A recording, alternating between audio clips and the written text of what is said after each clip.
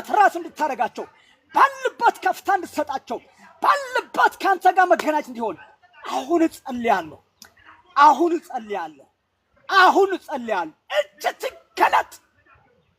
ጌታ ሆይ ባሉበት ምልክት አስቀምጥ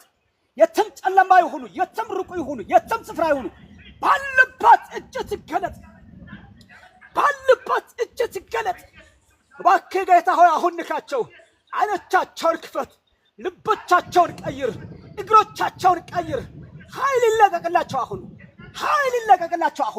እጅ ትለቀቅላቸው